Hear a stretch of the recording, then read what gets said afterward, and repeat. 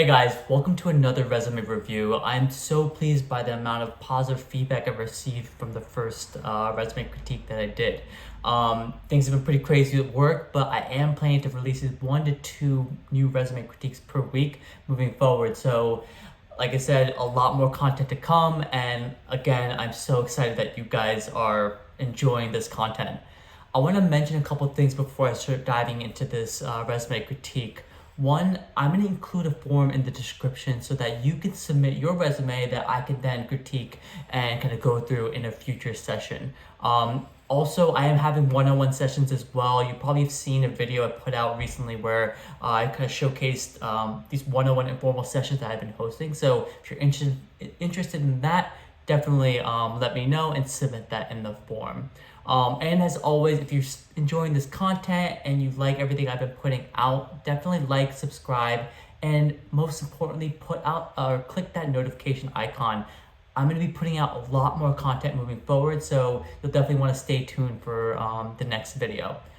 With that, let's hop right in and I'll give you my very, very candid feedback on this candidate. Let's hop in. Great, so let's take a look. I'll give you some background. I know I mentioned this this candidate, he does want to be anonymous, so as you can see, everything's blacked out, but he is a kind of professional. He does pretty much a technical work on a day-to-day basis, but it's not completely data science related. And he has a bachelor's degree and he's gone through a certificate, which you'll see when we go through all the education. So let's look through this. So I think, as you see in the previous video, I like to work from the top down, and I think that works pretty well. Looking at the work experience, data analyst, manager, equitable actuarial QA analyst. So it seems like it's a very finance focused, which there's a lot of overlap with this type of work in data science. So I think it's really kind of valuable experience. Let's just see how we described it. Develop product models using Excel VBA. So he has a programming background, maybe not Python, but still good. Based on actual product specifications, calculate expected policy results to validate, confirm calculations in the admin system, analyze data results, investigate, and report discrepancies to IT. Okay, so this is broken out pretty well. I don't think I have too many complaints, but if I were to kind of ask for more, if I were to probe after giving him, say, that first call, I would say, what was the performance metric used? What was the baseline? Like, how much better is your model versus what was there previously, right? Even if it's not like the statistical evaluation metrics we're used to as data scientists, it's still important to showcase that you did X% better than the baseline. And I just don't see that here. So that, I feel like, is missing. He mentions these product models using VBA. If you can elaborate on what models you use, I think that'd be really useful.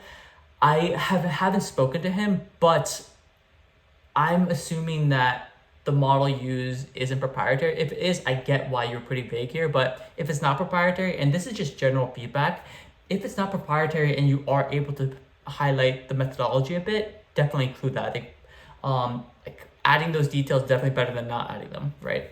So there'll be the 2 main pieces of feedback I have for this one. Looking at AXA Equitable, develop annuity product models in Excel using VBA, cool, based on actuarial product specifications, worked on multiple teams, provide data modeling and product benchmarking.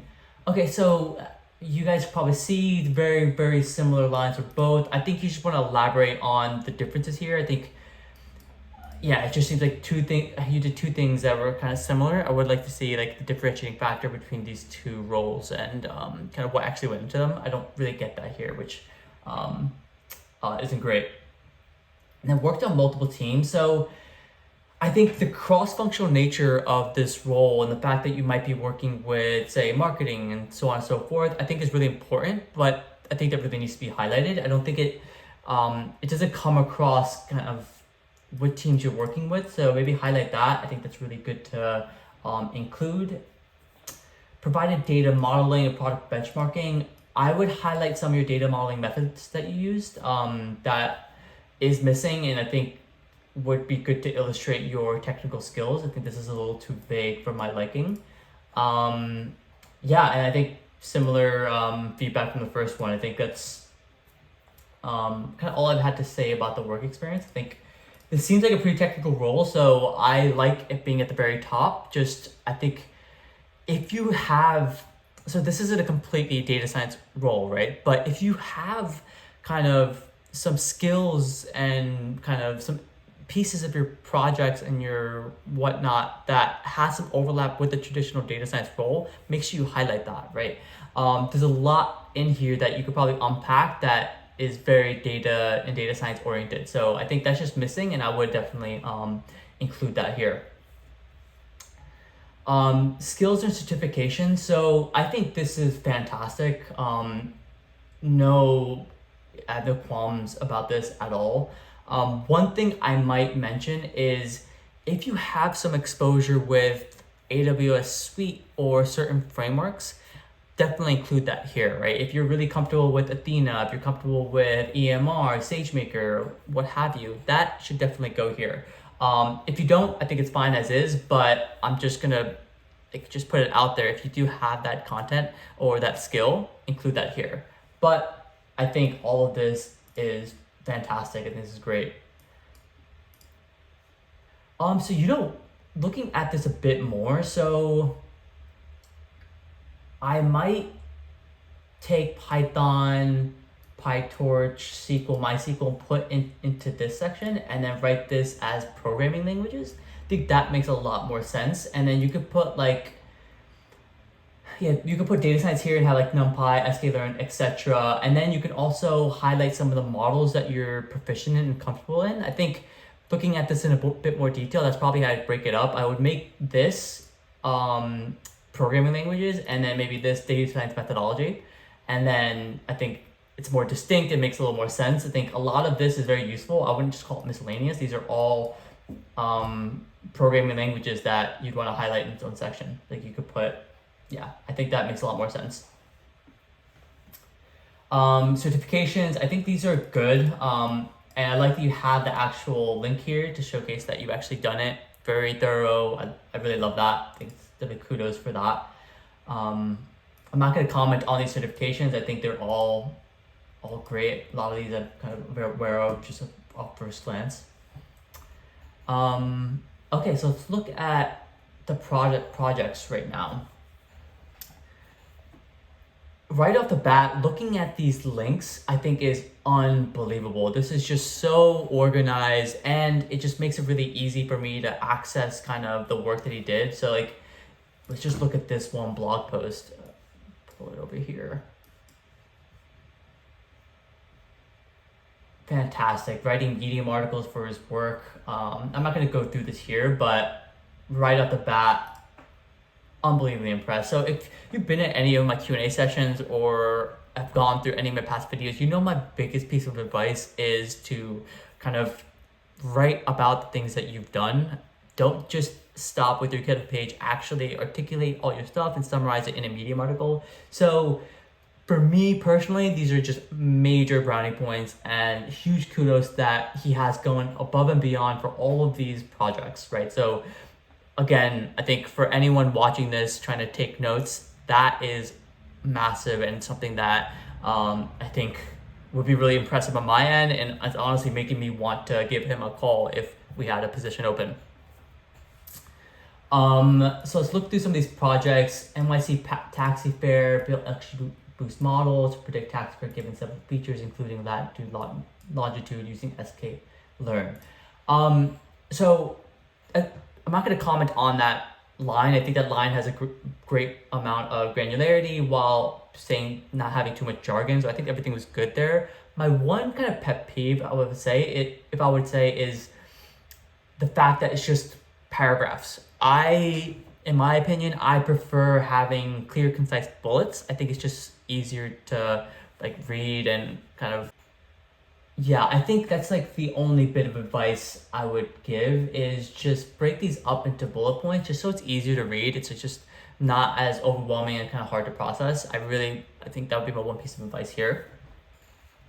But let's actually still look at the content, right? Apply data cleaning, data transformation, on large data sets, apply GPU scaling, that's fantastic, and DAS to increase performance, parallel computing for 55 million rows of data. These are like, this is really, really impressive. I think this is great. A couple things I would note. So one thing I mentioned obviously was bullet out. You have like these really interesting line items or these snippets that you'd want to emphasize. My biggest advice for something like that is to bold sections that you think really drive home kind of the value of that specific line. So for sure, I would just bold a section like this, like that, build actually models a perfect taxi fare, like just bold little things so you are forcing the recruiter or the hiring manager's eyes to go to the place that you want to. That's like the one piece of advice I usually love to give. Let's see, restaurant review prediction. Okay, multiplication, several models. This is great. Hyperparameter tuning, grid search is fantastic. I mean, I don't have many comments on here. I think the same kind of feedback from the prior project would stand here. I would split them into bullets and bold sections that you really want, say, my eyes to go to. I think that it's just a lot, right? It's just a lot to look at. I think when it's structured, it's just easier on the eyes and it makes it easier for someone to go through your resume. So definitely, I think that feedback stands here. Let's look at the next one, the pneumonia detection. Use pandas, clean data structure, okay. Compare pneumonia classification accuracy for simple convolutional network with visual network. Apply transfer learning to generate the best suitable model for pneumonia classification. I mean, like I said, I think this candidate is really, I think he has a really good grasp of how to articulate his work. A few pieces of advice, and I'm not gonna say the same ones, but bullet it out and bold the sections that you want their eyes to go to. When you mention this testing accuracy, if there's a baseline that you could compare against, I would like to, I would showcase that. If so, from in my perspective, like if I know nothing about medical industry, pneumonia detection, pneumonia as a disease, I don't know if 83% is good or bad, right? I don't know how much better you're doing from the average benchmark. So including that would be really helpful. It's kind of like what you did here, this like 99% Kaggle leaderboard. It's a good kind of, gives you an idea of like where that result stands. So that's one thing I might nitpick here. Netflix movies, TV shows, EDA. Got it. Data set using pandas, NumPy. This is great. Using matplotlib and seaborn. And then, you know what, like, if it was just this, I'd be like, you know what, this is pretty big. Like, I don't really know how complex this is. But the fact that you have a blog notebook, like, let's just look at this blog.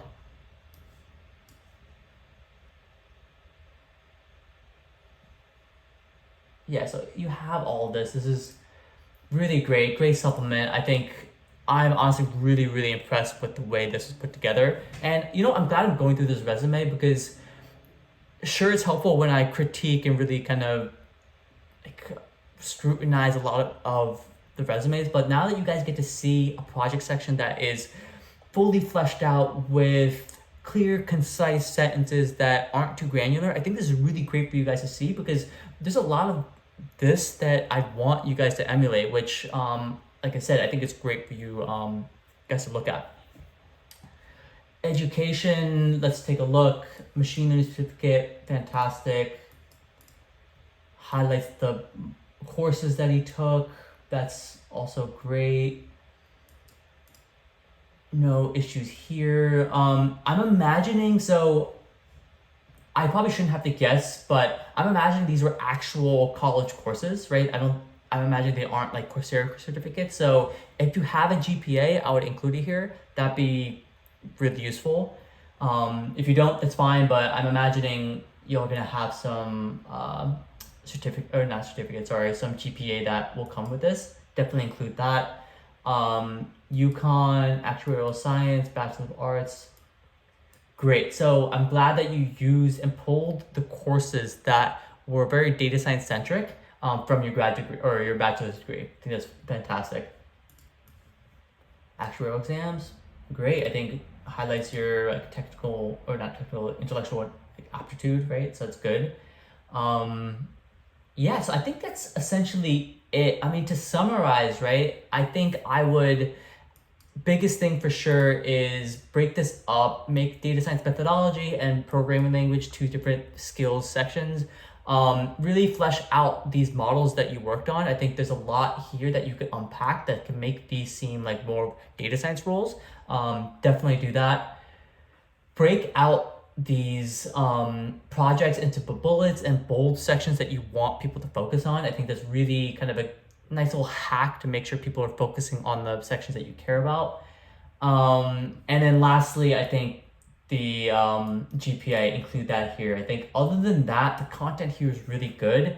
And what I want to do moving forward is hypothetically say, would I give this person a call back, right? And I want to do that in every video. So you guys have my candid kind of thoughts on whether a candidate would get brought in for initial screener. In his case, 100% I would give him a call. I think there's so much that is done right here. I think one, right off the bat, the project itself are technical. They're not trivial, right? I could tell a lot of time, effort, and tuning and testing was required to go through each and every one of these. Also, it's like this for lack of a better word, but he's putting his money where his mouth is, right? For all these projects, he's not just putting all this jargon, he's actually supporting it with blogs, notebooks, etc., right? He's telling me that here's a description of what I did, and I'm so confident in the work that I've done. Here's a blog, a notebook that I think really expresses my communication skills and just my technical ability. I think, like I said, this comes off as a very strong candidate and a very strong resume. So yeah, I think that's all I have about this resume. I hope you guys enjoyed that. Again, I think to reiterate, I think it's really cool that this resume is really on the stronger end. This is someone that I would call in for initial interview. And I think that is great for you guys to see. I don't want to always show you guys resumes that maybe need a lot of work. Here you get to see a resume that I want you to emulate and work off of. So I hope you guys enjoyed this video. I hope you guys learned a lot from this candidate and my feedback of this candidate. And if you did like it, definitely like, subscribe, and push the notification button so that you're kind of are alerted of any new resume critique that I put together. Lastly, one last reminder, I have a form in the description that you guys could submit if you want me to review your resume and provide very similar feedback. If, like I said, if you did like this,